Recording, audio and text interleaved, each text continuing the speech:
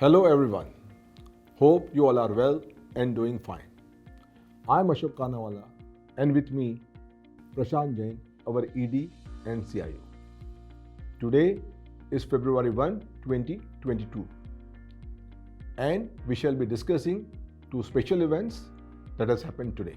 One, the Union Budget which was presented today morning, and HDFC Balanced Advantage Fund which completes 28 years of successful operation.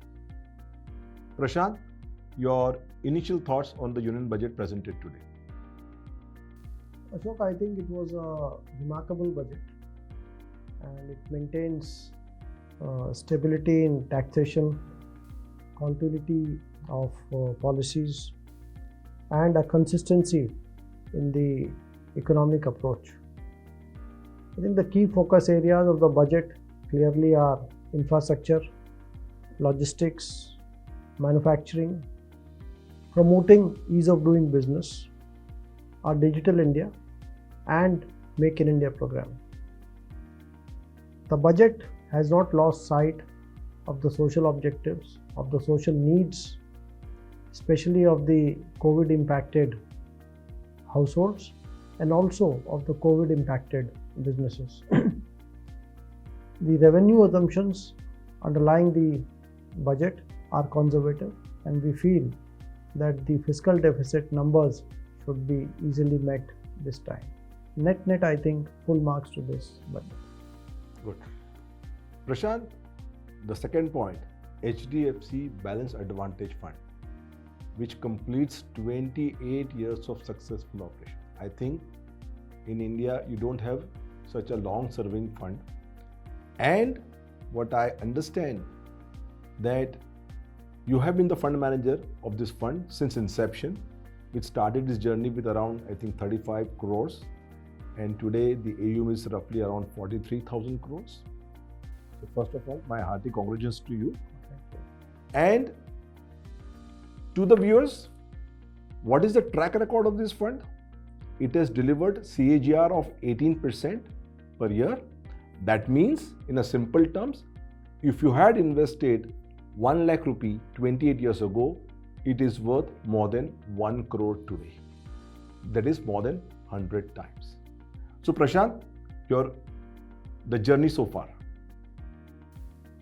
No, Ashok, it had a very humble beginning, as you pointed out, 35 crores, and that too was a challenge to collect that money then. And it's been a dream. I mean, it is unbelievable what has happened, and one had never guessed this is where the fund will reach. I think it reminds me of a saying by someone that if you are facing the right direction, just keep on moving. And that is what I think I have done. And I think this is also a very good example of the power of compounding. What Einstein said, that compound interest is the eighth wonder in the world. So I think 18% CAGR or thereabouts over 28 years has become a very large sum of money. This has been a very interesting journey, right from the Asian crisis of 1997, the 9/11 and the subsequent fall in the markets. Then we faced the Lehman crisis. Then I think the fund endured the tapering and the Brexit, and finally the very big correction induced by COVID.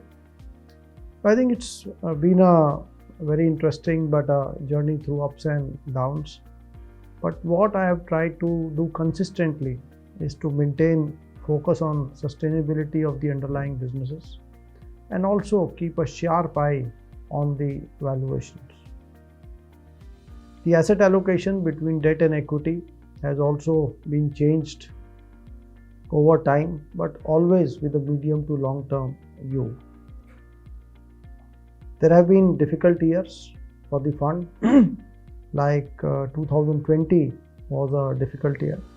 But in the end, I think if your investments were backed by good rationale, I think in the end, we have always managed to recover the performance, as we have done in 2021 as well. So net, I think it's been a very interesting and rewarding journey.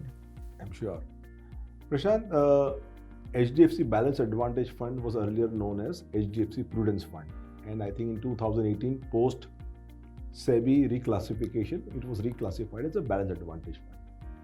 And since then, we endeavor to manage the equity allocation dynamically. We have seen that the equity allocation, which was over 80% maybe a year ago, is now around 60%. So what is your thought process in changing equity allocation?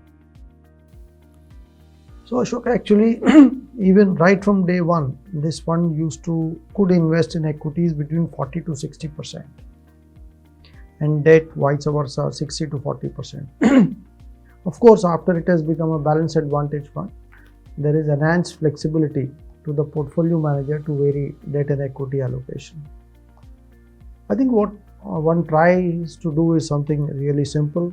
When there is reasonable value in equities over the medium term, and when your likely returns, risk-adjusted returns, are superior to fixed income, you will go overweight equities and vice versa.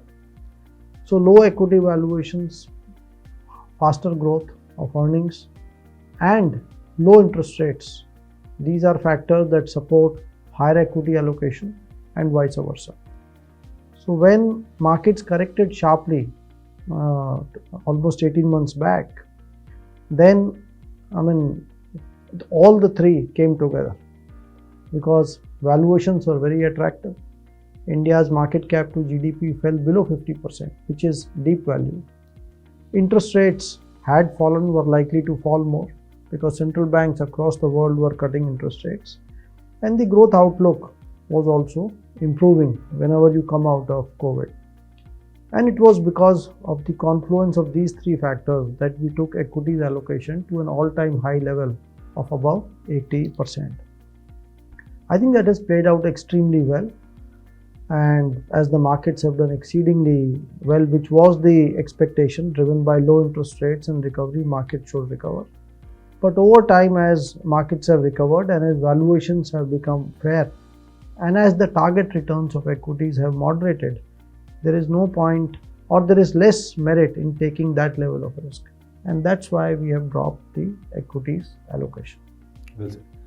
Prashant, when it comes to Balanced Advantage Fund as a category, generally in market, people focus on the equity allocation or a dynamically movement in the equity portion. What people ignore is the debt portion, because that also plays a very crucial part. In the recent past, we have seen a couple of credit events happening in the mutual fund industry, which has impacted the fund's performance across the board. When I look at 28 years, what I find that you have an impeccable track record even on the credit side. I don't think you have ever had a credit event in this fund. So that speaks volumes about the way you manage even the debt side of the business. So what are your thoughts on the managing debt portion or the credit portion of the fund? So Ashok, I started my career actually managing fixed income for the first 6 months or 1 year in 1991. And what I realized quickly those days, that in debt, for small returns, if you take risk, and if the risk attaches itself, the downside is very large. So therefore, one has not taken undue credit risk in the fixed income portion of this fund. And also, since I have a reasonable understanding of equities and businesses, I think I have a good understanding of credit as well. And I think this, along with the support of the entire team, is what has made the credit track record quite good. So Prashant, now what is the message to our friends, investors, distributors on the way forward in managing HDFC Balanced Advantage Fund? What they can expect from the fund's performance part of it? No, I think we'll continue to follow the same disciplined approach, focus on sustainability, quality, diversification, focus on value, and take risk only when there are likely returns. But when there are such opportunities, one should not shy from taking reasonable bets as well. So I think while we'll continue to do that to the best of our abilities, one cannot lose sight of where the markets are today. And I think the markets are fairly valued, while the growth outlook, the profit growth outlook is quite reasonable. I think this is a time to moderate return expectations from equities. Interest rates are also low. So net, I feel the one should invest only that much money in equity-oriented funds like this one, which one can spare for the long term, and one should have more moderate return expectations. Once again, Prashant, many congratulations for the rewarding experience of managing HDFC Balanced Advantage Fund, and wishing you many more years of successful operation. Thank you once again. Thank you, Ashok, and I would also like to thank each of the investors, distributors, banks who have been with us in this journey, in this long journey through both good and bad times. Thank you.